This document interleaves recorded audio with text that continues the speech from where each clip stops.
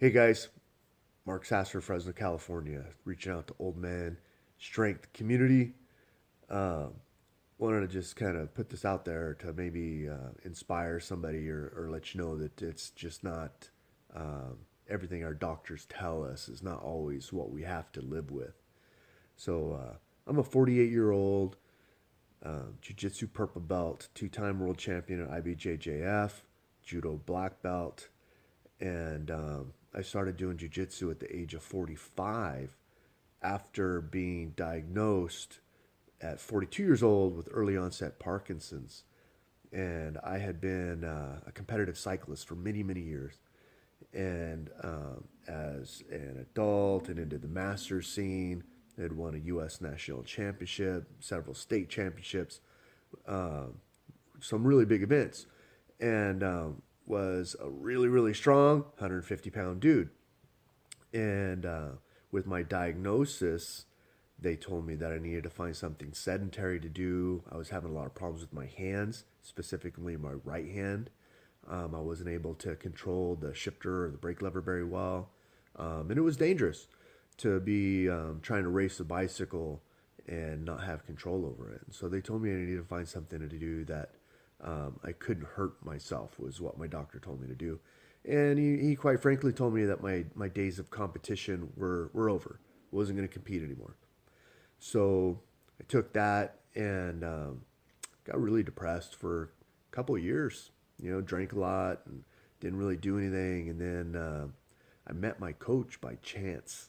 He came over to my house to fix my AC one day, and he saw my bikes and saw my tattoos, and we started talking. We started getting kind of excited, just talking about life and doing cool stuff. And he started telling me about this jujitsu thing, and I told him that even in my younger years, I had trained a lot of judo and that I had a brown belt in judo. And he invited me to his gym. And a few months later, I had an employee that did jujitsu. He's a blue belt at jujitsu at the time. And he's like, man, you got to try it out. And so I went and checked it out and got beat up bad the first night and loved it. Absolutely like, man, this is amazing. And the best thing is it's on the ground. I can't fall down. I can't crash anybody. I can't, wipe anybody out. And it was pretty cool. And so I did that for a few months with my friend, and then some life things happened, and I ended up having to I ended up changing gyms, and I went to my coach's gym, the guy that originally told me about jiu-jitsu. And I told him, I said, hey man, like, I really want to do this, and but I need a coach. I need somebody to guide me because I have no idea what I'm doing. And he's like, cool, man, let's do it. And we trained a little bit, and he's like, man, you got a really good game. And so I reminded him, I've got a brown belt in judo, so I've got a good base. I have a good understanding of technique and how to do those things. But the jujitsu is just different, man.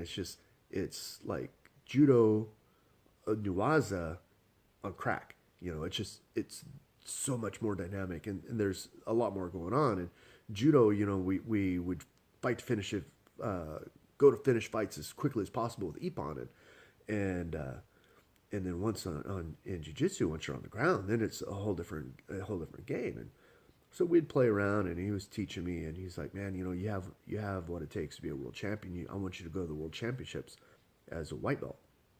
And I told him, I said, they don't have an age category for me. I'd have to go down. I'd have to fight guys 10 years younger than I am. And he's like, it's all right, go do it. And so I went, and I won. And I was the oldest guy there by 10 years. I was the smallest guy in my bracket. I was at middleweight, which is 181. I weighed in at a smooth 171. I was just a little bit too big for lightweight. And so I won that. And I received my blue belt after that. And we started training, and he started asking me, he says, how come you don't do no-gi? And I was like, man, I'm a gi guy, man. I'm a judo guy. I'm all about the gi. And he's like, I want you to go do no-gi worlds as a blue belt. And I was like, man, I don't know. I don't do no-gi. And he's like, I want you to try it. So I went, and I won. And after I won that, he's like, I want you to go get your judo black belt. And I was like, it's been 20 years. I don't want to do that. And he goes, no, you need to do it. And so I went, and I spent 10 months focusing on my judo techniques, and I received my black belt in judo.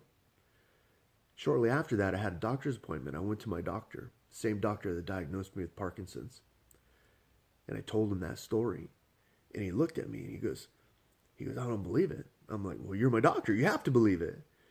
And he says, no, I don't believe it because I'm testing you and I'm checking you. He goes, you've gained 30 pounds. You know, you're now right now I'm at 185, pretty solid, 185. And when he diagnosed me, I was 150. I didn't lift weights. I didn't do these things. I didn't do combat sports. And, I had a lot of walking problems, had a lot of tremor problems.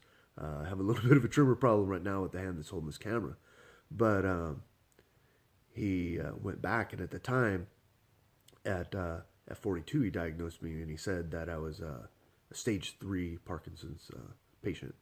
And now he said if he had to redo that diagnosis, that he would not diagnose me the same, and that he would think that it was probably more like an essential tremor than a full-blown Parkinson's.